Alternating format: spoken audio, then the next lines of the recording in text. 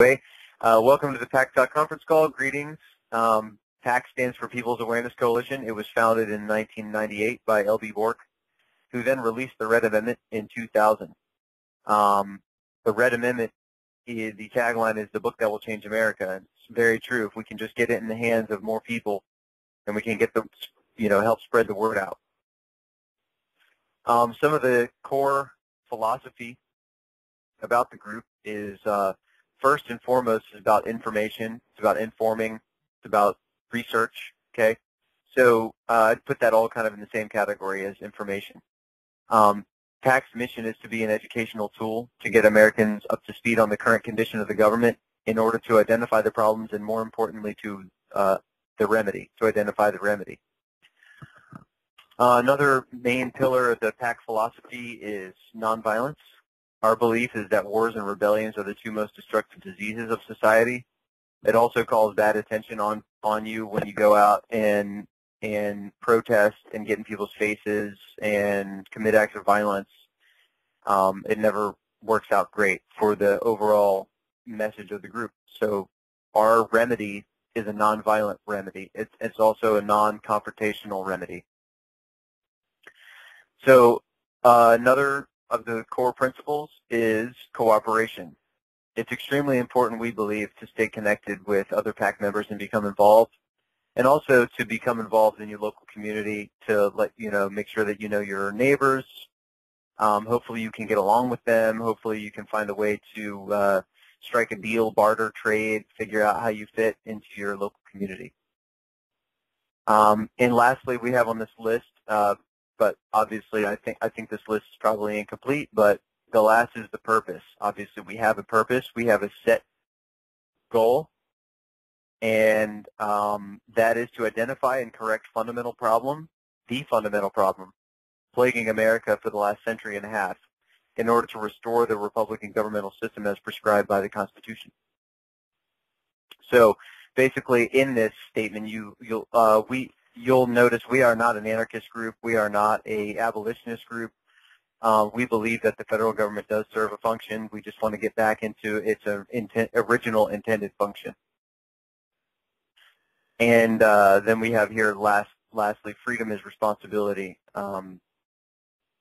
Okay, Danny put up the PAC Alliance YouTube channel on the chat. Nobody that's calling in can see that URL, but it's there for in the future if you want to come onto the internet and get involved with this call, and you'll see the links that are put up and everything. So a little bit before we just jump in, a couple of little questions. How many of you would like to better understand why things are the way they are? You don't need to answer, but if you would like to, you can press *2. In any case, in order to experience less anxiety about a complex and troubling subject, it's important to better understand that subject. Throughout this presentation, we will explore this complex issue and identify the fundamental threat we face. At any time, you can press *2 to raise your hand if you have a question or comment or anything like that. Why does it seem like they just make up the rules as they go? They being in parentheses, they meaning the hierarchy enslaving you. Why are so many people actually afraid of the government, and how many of you would like to feel more secure?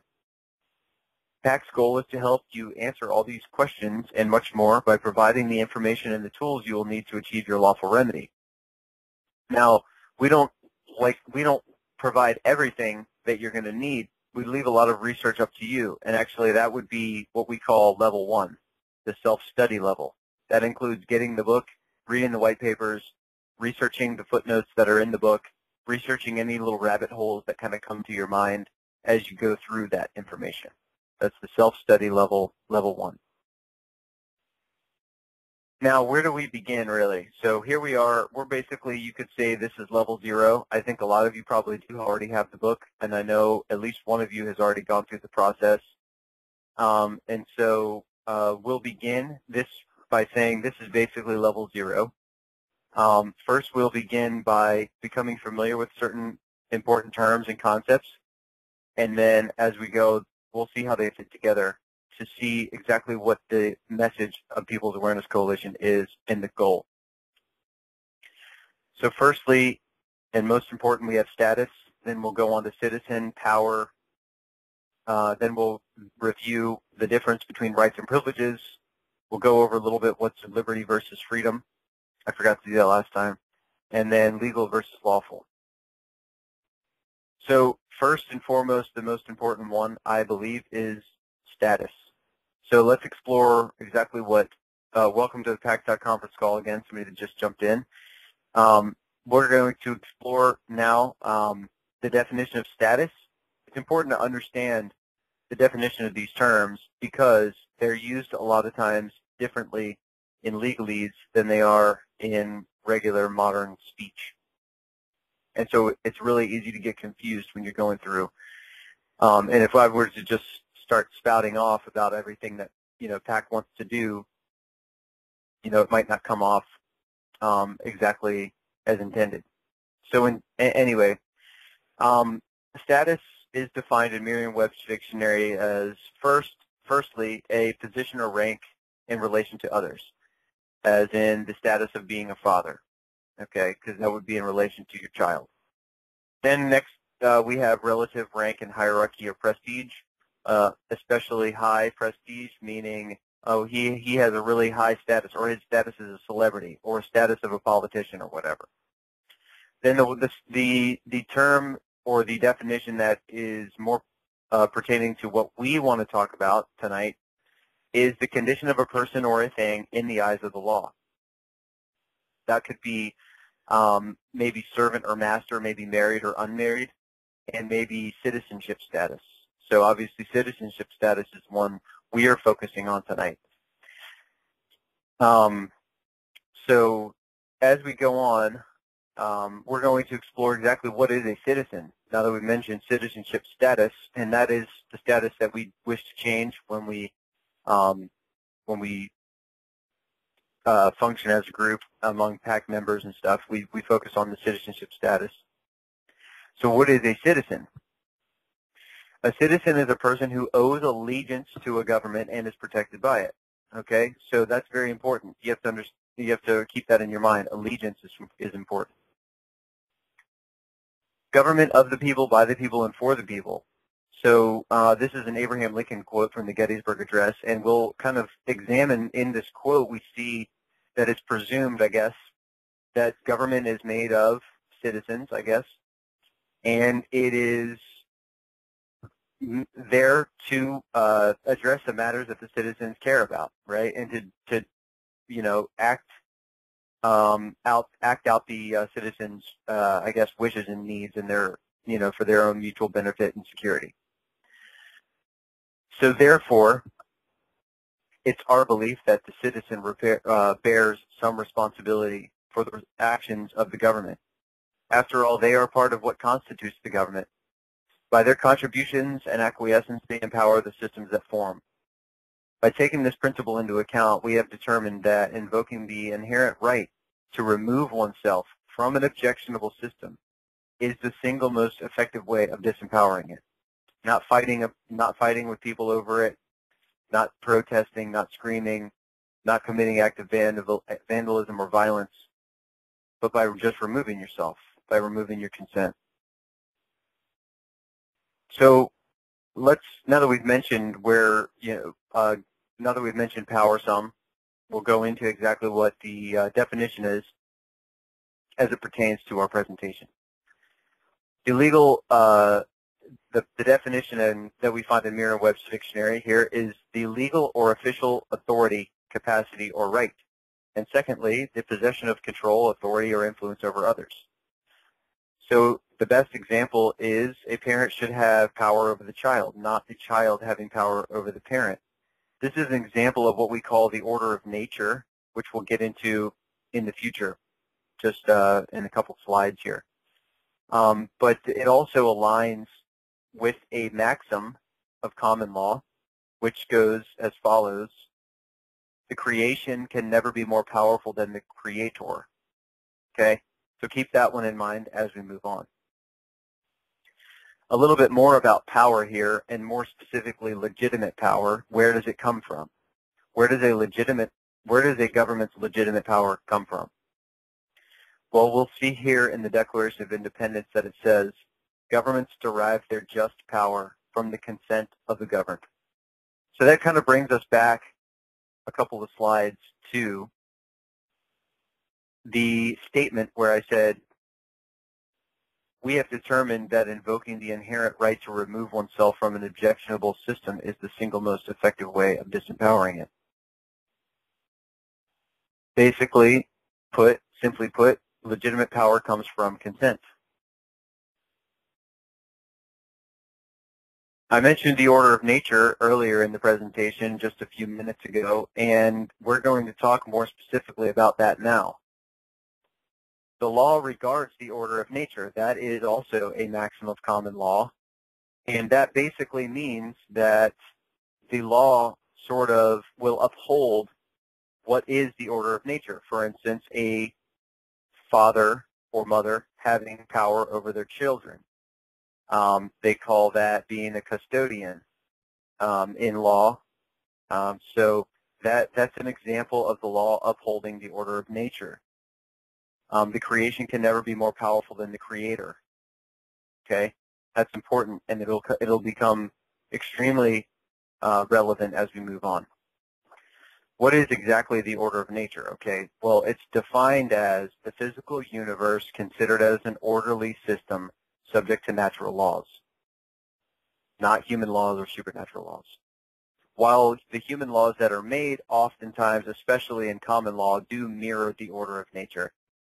The order of nature just is a thing, and it can sort of be seen in the animal kingdom, as you would say, might makes right, that kind of thing. That's not exactly what the law is all about, though. Obviously, the law was created to sort of level the playing field. It's sort of like the great equalizer between people, because we have found, obviously, through civilized society, that might doesn't always make right. So that's why the law is there, to be the arbiter of that sort of thing. Simply put, it's the hierarchy of power. It's the correct way that power is supposed to flow. An example is that before the Constitution was written in common law, ancient civilizations were considered the following to be the true order of nature. That would be that God is the almighty sovereign, the highest power, then cedes some power down to individuals, some inalienable rights to the creation. And then those creations, those individuals, they then, through free association, form groups and states based on their own mutual benefit, protection, safety, geographical area, and culture, and so on and so on. Voluntary is the big point there, the main point. And then in the American example, these states decided voluntarily through free association to get together and form the federal government. So lastly, and certainly the least powerful in this structure, should be the federal government, or the government of the United States. This is an example of a system that is known as individualism, and that's where the rights and the happiness of the individual are considered more important than the collective. And that's because the individual has the freedom and the liberty to make their own choices and to leave a group if they feel like it no longer serves their purpose, or to leave a system that they no longer agree with, morally or otherwise. So further on, we'll basically what we have here, the definitions that we've gone through so far, we're kind of drawing a dotted line, and that line is basically leading to your rights. You know, what we're kind of drawing a picture here slowly. And we'll look now at another quote from the Declaration of Independence, a very important quote. We hold these truths to be self-evident, that all men are created equal, that they are endowed by their Creator with certain unalienable rights, and that among these are life, liberty, and the pursuit of happiness. I guess it's presumed under the life, liberty, and pursuit of happiness, the ability to travel and own property and all that stuff. The important word that we want to examine here in this last phrase is the word unalienable or unalienable. I mentioned that a few times already through the presentation, but what it means is it's impossible to take away or give up permanently. So as we move on, we're going to ask the question, what exactly changed? How does it seem like these rights are being infringed upon? How does it seem like this has come about? Well, your rights cannot be taken away and they can't be given up permanently, but you can decide not to value them. You can decide not to protect them. In essence, you can give them up voluntarily, but they're always there waiting for you to wake up. And then here on the PowerPoint presentation, we have Homer Simpson with his thought bubble, and it says, "You mean men and women have unknowingly given up their rightful place in the order of nature? They must have been tricked. But how?" But how? Okay, so this is when we get into the real meat and potatoes now. We now enter the 14th Amendment. The 14th Amendment's complex language created for the first time a status called citizen of the United States. Prior to this, all individuals were members of their state. This condition, this status, was given at birth to every person in every state. And so therefore, they were given a creation of that federal government, of the United States government. They were given the creation of the United States government. And that takes precedence over their secondary citizenship, which is that of the state. And it says so right in the 14th Amendment, in the subparagraphs. So the phrase also in the 14th Amendment, the phrase privileges and immunities is opposed to rights, is not the same thing. It allows the government to change, suspend, or ignore these attributes at any time. The definition, an interesting definition that I found in West Encyclopedia of American Law, 2nd edition, is for privilege, it means a particular benefit, advantage, or immunity enjoyed by a person or class of people that is not shared with others. A power of exemption against or beyond the law. And here's the important part. It is not a right, but rather exempts one from the performance of a duty, obligation, or liability. So the 14th Amendment never mentions that all the United States citizens, so-called, have the same rights as anybody that lived in any of the states, because they can't do that, because it would violate the 10th Amendment, I suppose, then. But by giving their creation to the people, and then those people voluntarily keeping it and not throwing it away, they basically are then subject to the phrase privileges and immunities because it's a voluntary thing. They have decided to stay in it. The amendment ignores the order of nature, also known as government de jure, and it replaces it with man's law, known as government de facto. So we'll go on now and take a look at exactly the difference between lawful and legal. Then we'll move on and we'll see a little bit more about the current system. So first off, let's go over what's lawful versus what's legal. Lawful means what's in accordance with the law of the land, such as a birthright. I was born in the state of Virginia, therefore I have a right to be in the state of Virginia. I cannot be deported because this is where I'm from. I have a lawful right to this area. Now, legal, on the other hand, is basically meaning following the letter of the law, not really with the spirit of what was trying to be accomplished, but more just following the actual letter of the law. And it's defined as pertaining to the understanding, the exposition, the administration, and the science and practice of law, implied or imputed in law and opposed to actual. So, lawful could be thought of as a synonym for de jure, which is a Latin word which means in law. And then legal could be thought of as a synonym for the word de facto, which is a Latin word meaning in fact.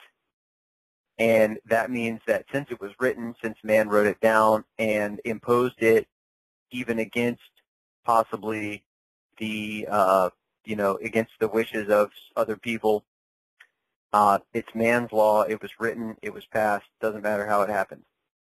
Now, lawful, on the other hand, conforms to the order of nature, conforms to natural law. It respects certain things like birthright and that sort of thing.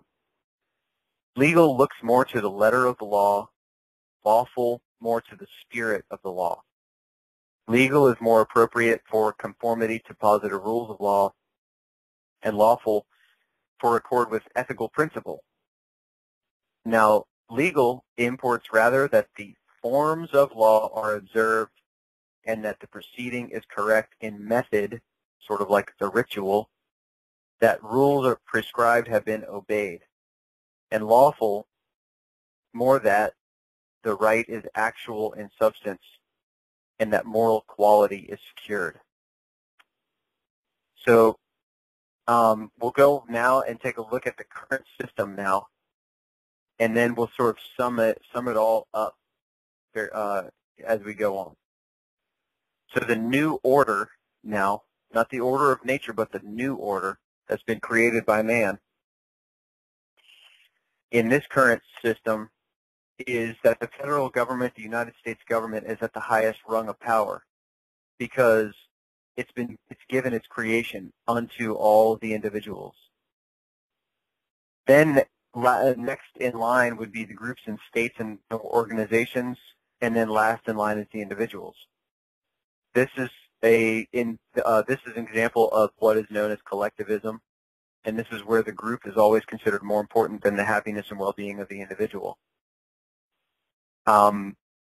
Like I said before, the creation of the federal government, the creation of the United States would be United States citizenship.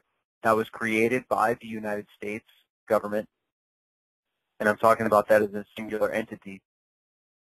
It was then imposed onto all the individuals that were born after that date, after the passage of that law. Forget about whether you think that that law was passed legitimately or not, because it's being followed right now in a de facto way.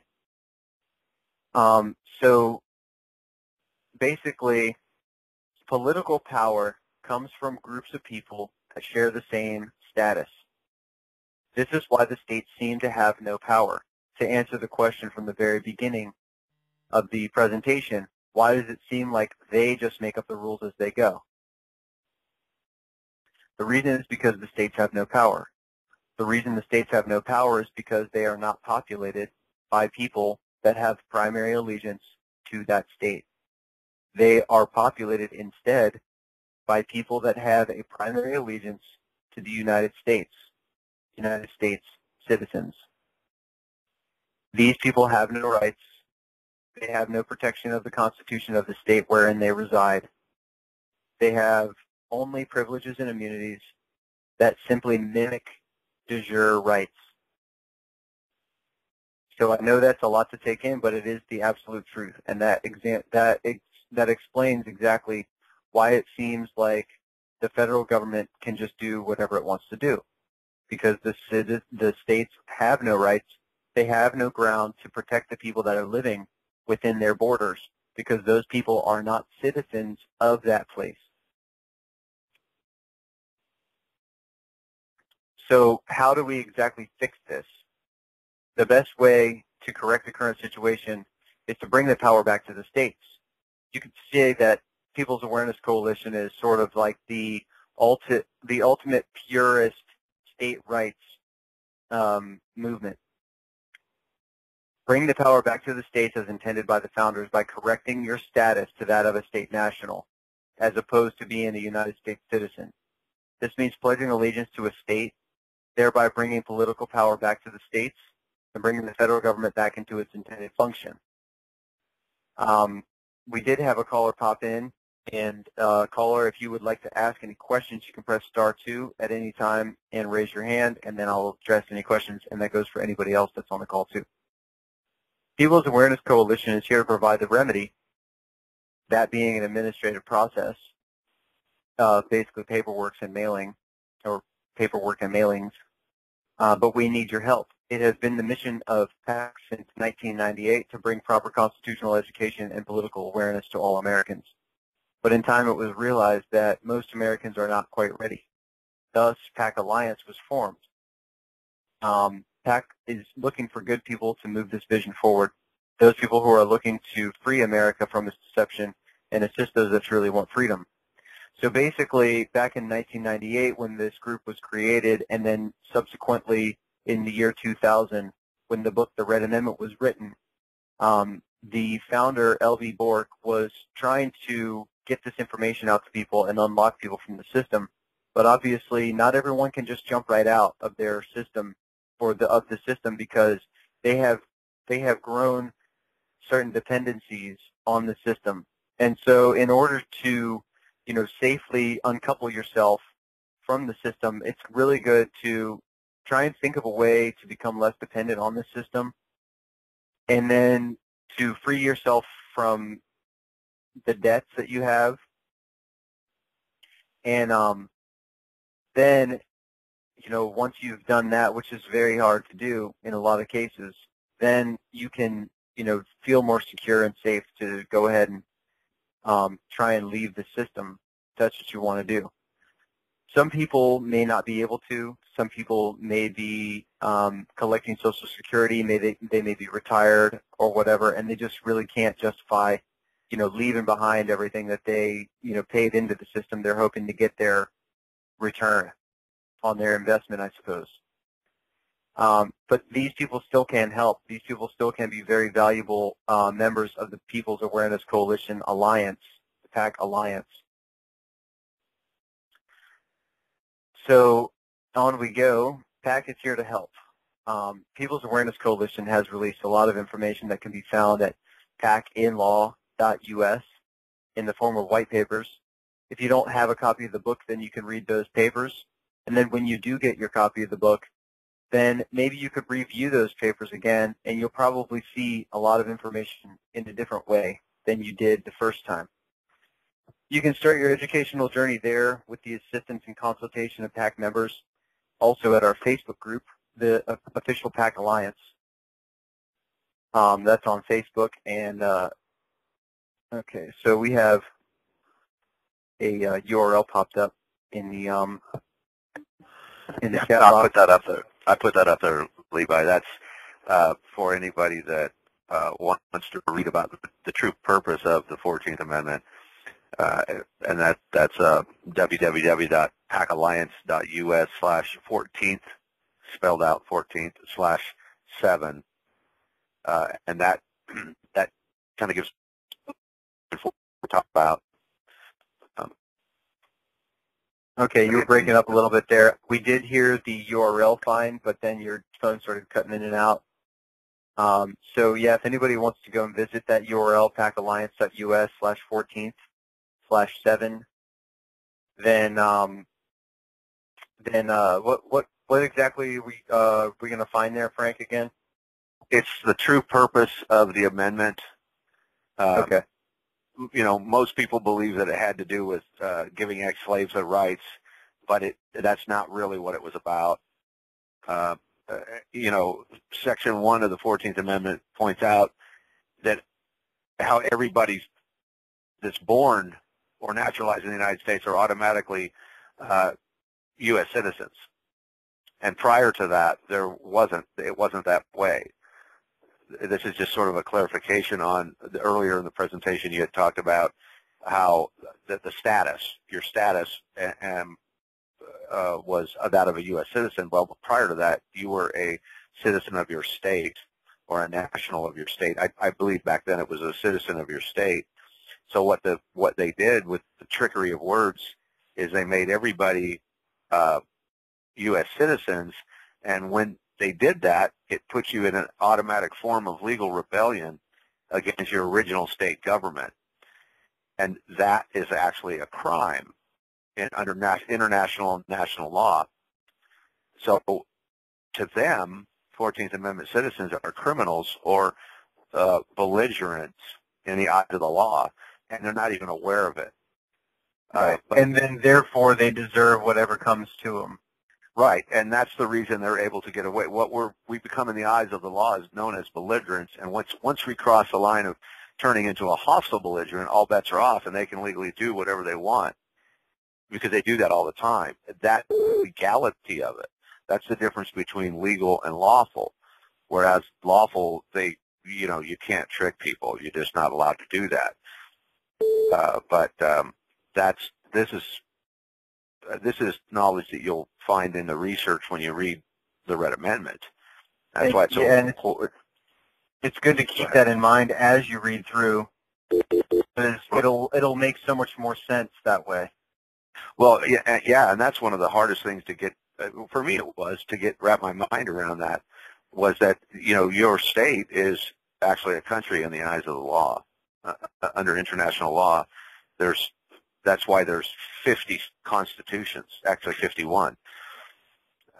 Folks like to say the Constitution. They're not going by the Constitution, which in fact they are, because after the Reconstruction acts, the Reconstruction amendments were forced on the states via the Reconstruction Acts, which was force of arms by the military. It was sort of a military-based coup of sort, where they, at gunpoint, made them submit to this amendment. And there was many states that just didn't want it. They could read it. They knew what it was. They had lawyers too. But it created this status that you throw off your de jure state allegiance for this de facto federal government. And along with it comes the privileges and the benefits. And those privileges and benefits, some people are much deeper into that, and others are not so deep. The younger generation, that's why they try to get them tied into that loop at such a young age now. Student debt. You can get your driver's license at 15 and a half. They want you into that system because that's what supports it. Right. More membership, more revenue coming in from taxes. Whenever you're working, obviously you're paying federal income tax and paying into Social Security and stuff. And so then they count on this momentum being built up that you're just not going to become aware of it in time. And then by the time you really start to become aware of everything that's going on, then you've already paid into the Social Security system so much, then you feel like you have an incentive to stay in the system. And so they sort of, yeah. Well, they tie you into the system. It gets you locked in, and they do that before you finally realize it. And once you realize it, it's because you were deceived. But once you find out, you realize that your silence the whole time was your consent, and of course your adhesion contracts of adhesion, i.e. your driver's licenses, any license, Social Security number, any taking of any government benefits, federal government benefits, that shows that you agree to it. It's a tacit consent. Yeah. All right, so we do have a hand up now, so I'm going to go ahead and take this caller here. Hi there. Hello. My name is Denise. And I have a question regarding Social Security. Has anybody on the call or that you know of been able to walk away from the system and still secure their Social Security that they've paid by putting the burden of proof on the court to provide the answer to this question? What law provides fraud to be valid? What law provides fraud to be valid? Because essentially we were unconsenting because we were uninformed. Now that we are informed, we are not consenting and therefore looking to collect our money. So walking away from the system, you still have that Social Security. So could you use a burden of proof on the court as a case to say what law provides fraud to be valid? Right. And get your money. I get your point. Yeah, I get your point. Frank, do you have an answer for that? Because I so I never had to answer that for myself. That's to my knowledge, and you would have to take them to that you were duped to be via the 14th. You're cutting in and out. You're cutting in and out again, Frank. Can you hear me? Yes. Now I can. Okay. Yeah, you were duped into becoming a U.S. citizen at birth, and there's no law that says you have to pay into Social Security. It's compelled because they've got everybody to believe, most employers and big corporations to enforce it. Yeah. And they because of that, they have to prove that you were notified that it was not voluntary, that that was mandatory, and there's no law that proves that it was mandatory. And so by their deception, that is fraud. They consider it voluntary because there's no real rules that say you have to, and so by you doing it, then they consider it voluntary. Now, can you get it all back? I don't know the answer to that per se, but yeah, my assumption is that no. Sadly, I don't think so, because I think that they will be able to make the case that you gave it voluntarily into that system. Well, we do have a fellow who's in the PAC Alliance who's currently going through the process, and I will confer with him on this. He's explained it to me before. I just haven't retained all of it, but it's a matter of taking them to task, because since the citizenship part was done deceptively, right? Then everything past that, once that fraud has been committed, everything beyond that is fraud as well. Right. And I think there's a really good point there. I think that it seems like you would have, a pretty good chance if you were able to really articulate it and show proof and all that stuff. Well, we do have one particular state national who has gotten money back from the IRS that was taken from his retirement, and once he became a state national, even though he opted for that when he retired, when he became a state national, he is no longer required to pay into that. And the IRS, he has the code. I don't know what it is offhand. That's Earl. Yeah, he shared the code with me as far as what it says in the Internal Revenue Service law, that says that if a person is not required to pay it, it's illegal for you to take it out, and the fine can be up to $100,000 per incident. And it's the company that's handling the retirement funds that's doing this.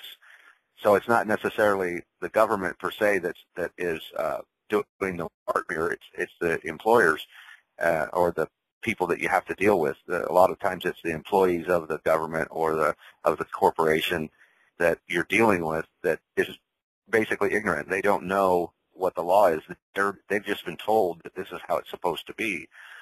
But I don't believe, like Levi said, it's voluntary. There's no law that says it's mandatory. As a matter of fact, there is a law that says you can't use it for anything such as identification purposes.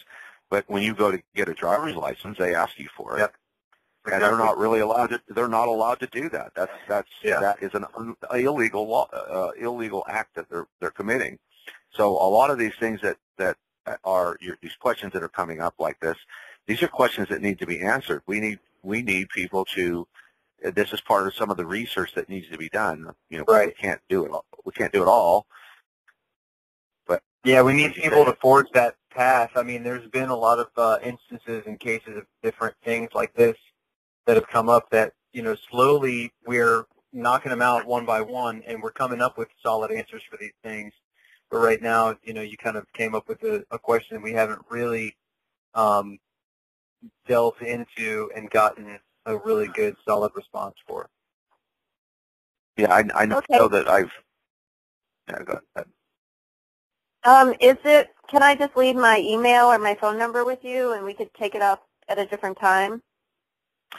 Sure. Do you want to maybe at the end of the call you can stay on, and okay. and knock everyone else out of the call, and then you can give your information, so you're not just kind of like giving it to the whole group. Thank you. Okay. Sure. Yeah, that would be All right. good. Well, yeah. Let's put the hand back down there. We do have another hand up, so we'll go to that one here next. Hello? Hello. Hello. Name's Jonathan. Hi, John. And I got family members that's like-minded, like you gentlemen and people in here. And I've confronted one of my family members about the 14th Amendment. And I don't know if he's uneducated in it. I'm still trying to educate myself and get myself up on my learning curve, too. That's why I'm here.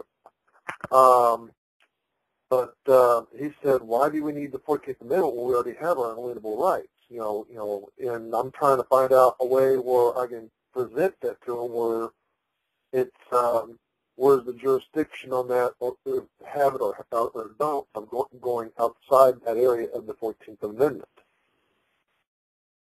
Okay, so as a 14th Amendment United States citizen, you don't actually have any rights. You actually have privileges and immunities that are supposed to mirror the rights that we once had when we were all just members of our state, and that was all based on common law.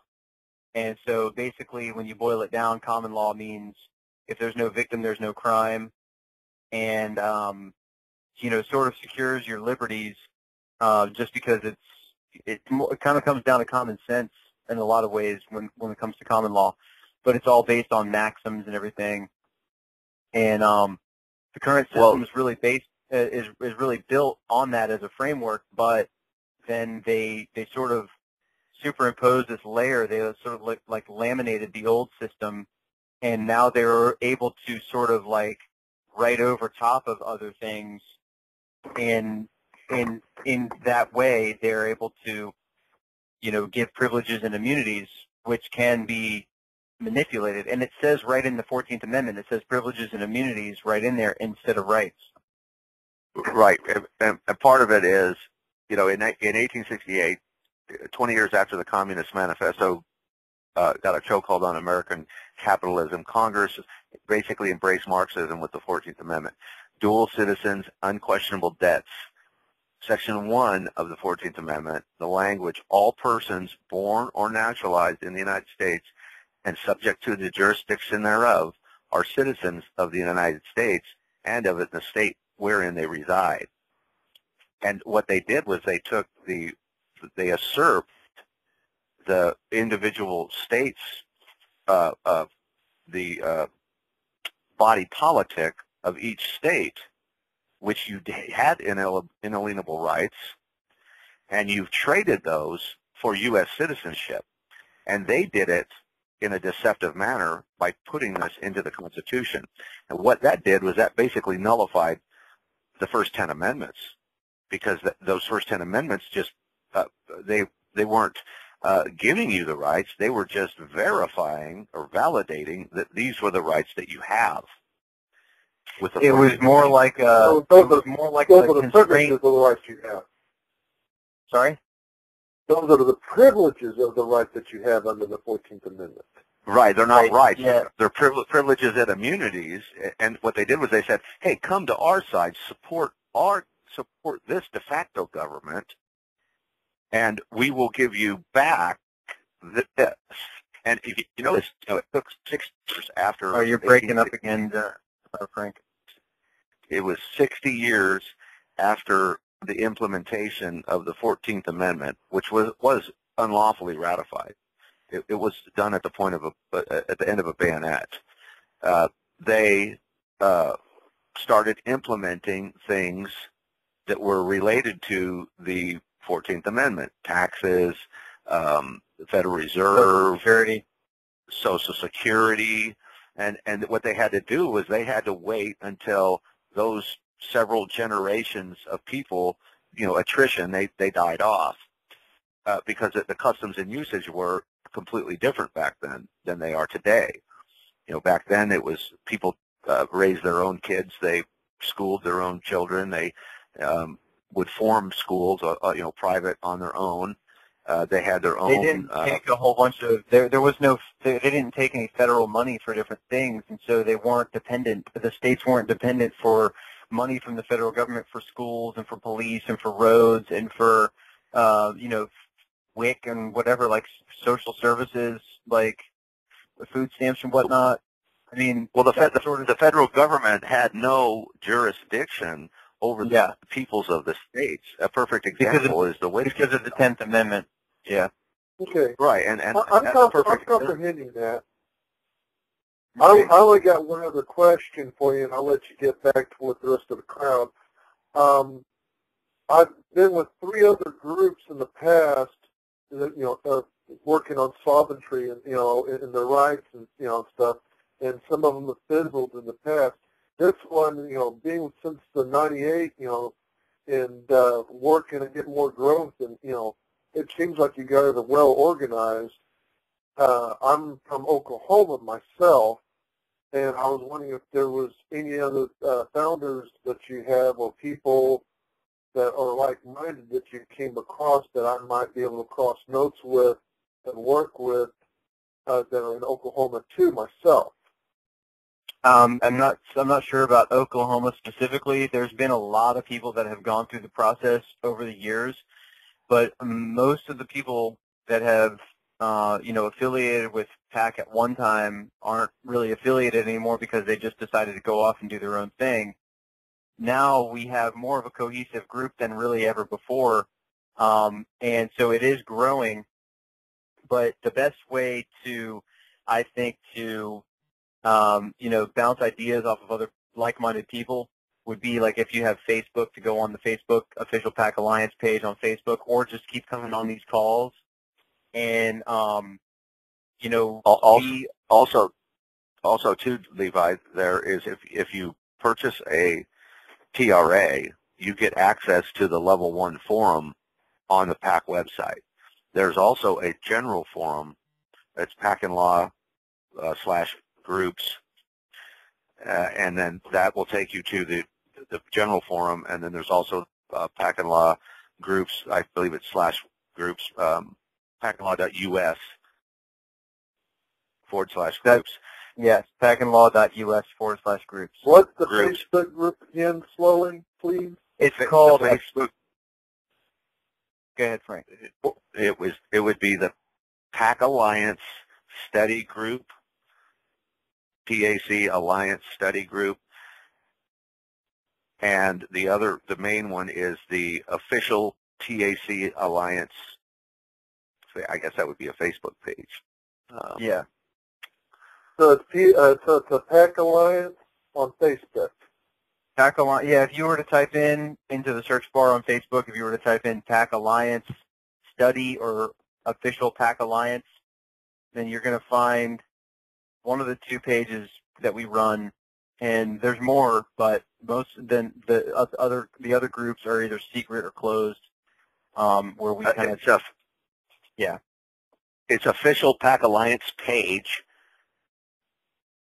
official PAC Alliance page, and the other one is the PAC Alliance Study Group.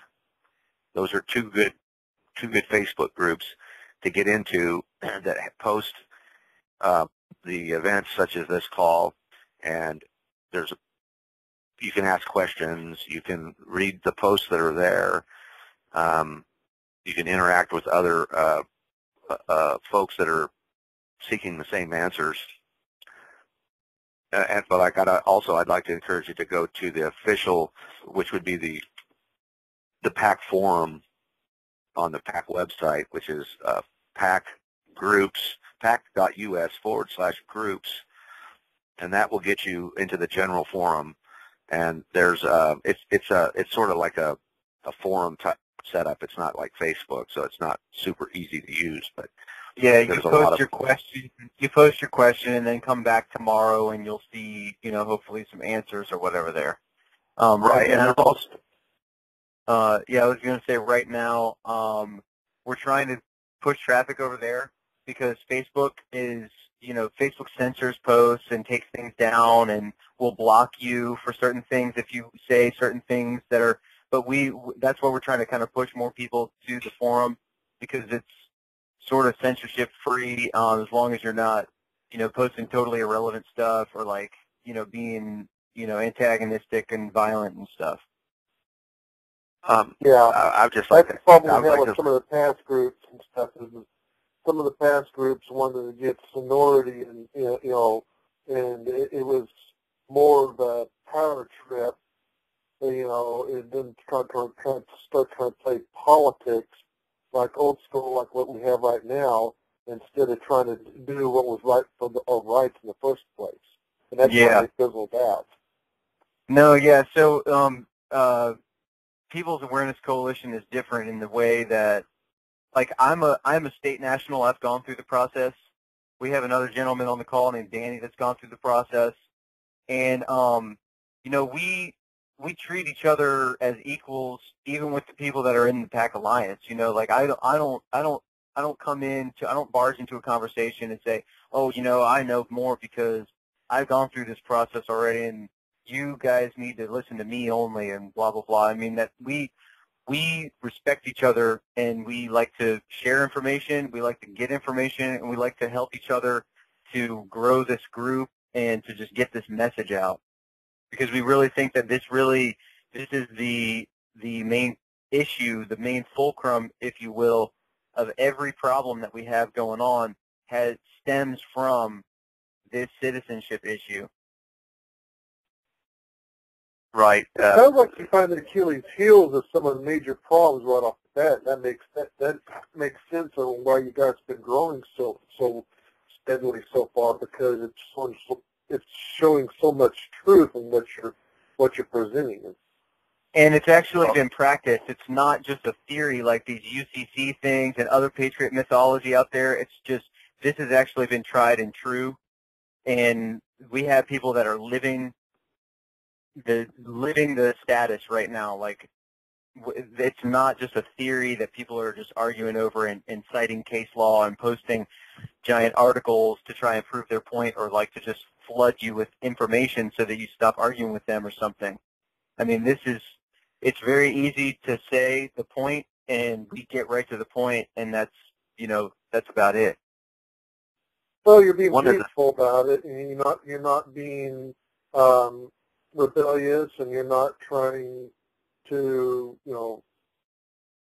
do certain things that, even if it was legal or lawful, you're still trying to be in harmony with nature's law of maximum on how you're doing it. Right, and we also don't want to take a hostile position to the federal government, and we don't want to propose to abolish the federal government or anything like that, because after all, there are a lot of people that probably still do want it, and we wouldn't want to force somebody into a position of being a state national if they didn't want it, because it would be involuntary then. So we just want to present the information, and then as a philosophy, we want to say to the federal government, sort of in a metaphorical way, agree to disagree. We're going to go our way, you go yours, and we're not going to contribute to you anymore, and we also don't want anything from you. Well, it's more of a position too of putting them back in their place for what it's originally intended for, which was to unify the states. The states were all sovereign body politics themselves, independent nations, and they all grouped together to form the federal government, which handled, helped deal with interstate commerce conflicts and international business for the states. It wasn't meant to. It's not a country. It wasn't meant to be a country. It's not a country. It's a union of countries. And the problem is that it's the lack of knowledge that people have regarding the history and the law and how the law was written. They've been programmed in a box, and they've never been outside that box. Once you get outside that box, once you read the Red Amendment, you'll realize that you've been in that box your whole life. And it contains the research, and is backed up with over 600 footnotes, all backed up in law, all backed up, and it uses the era dictionaries, because, they manipulate the law by changing the meaning of the words. Like, for example, sovereign. people call themselves sovereign. You can't be a sovereign. A sovereign is the body politic. The body politic of the nation is the sovereign. That would be the overall group. Right, it would be the overall group. Sovereignty lies in the body politic. A sovereign citizen is an oxymoron because a sovereign is a king and a ruler. Well, when I see groups that or people that call themselves sovereign citizens, I know automatically that they don't know what they're talking about because these words mean things. You know, they have meaning. You know, we all go to English class and they teach us how to spell. Teach us how to spell words. These words have meanings, and those meanings were meant to communicate. And so what they've done is they've used these words and they've manipulated the grammatical sequence and the context to mean to somebody who's ignorant of them to mean something that it doesn't mean. And so when they say, then they try to put it out there, you know, for example, the Civil War wasn't really a civil war. It was actually an international war. It was a war between the states. And it was a war fomented by the federal government to pit the North against the South. It would be like if the European Union had a war amongst the different countries that are in the European Union, and then the result would be that the EU basically gave everyone, you know, European Union citizenship and then made like a European Union money, and then basically all the people in Italy and Germany and France and the Netherlands and everywhere, you know, they no longer had their national status. Their national status. They would no longer be an Italian. They would be a European Union citizen or something. Right, and so what? Be almost exactly the same scenario could play out in Europe if, you know, if the EU remains for long enough that everybody just becomes so used to it, and then, you know, if they were to start a union-wide war there, they could probably accomplish the same thing that they did here. Okay, I appreciate that. We're getting a little bit off track there a little bit, not from the root or anything. But I do appreciate your feedback. I see where there's some areas where I need to educate myself more, and I do thank you for that. And, okay, yeah, I appreciate your question. And I'm going to let you mute me so you can get to someone else that probably needs some help too. All right. Well, if we have any other people that have any questions or anything, you can press *2 on your phone to raise your hand anytime, and we'll try and address any question that came in. I just noticed actually somebody kind of popped in just now, like a couple minutes ago. I'm sorry to say we are done with the introductory presentation, but if you want to try and come back on next week, come back on 1 hour earlier. I don't know where you are exactly, but try and come back on 1 hour earlier, and then you'll be able to catch the entire presentation and ask any questions that you may have. Or if you have any questions. If you have any questions now, feel free to. If you have any questions, you can just press *2 on your phone, and your hand will go up.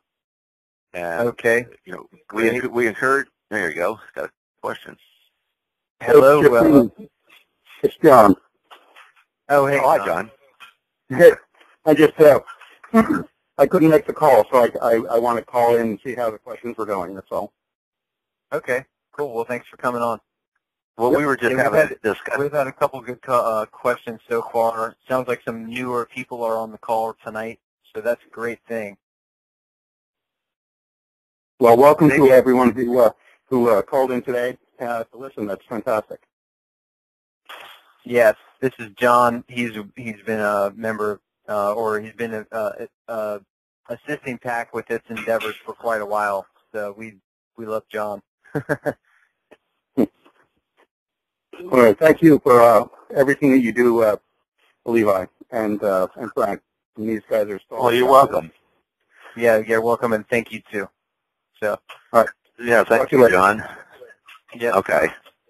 Anybody got any other questions? Anybody want to press *2 to raise or lower a hand, and we can answer some questions.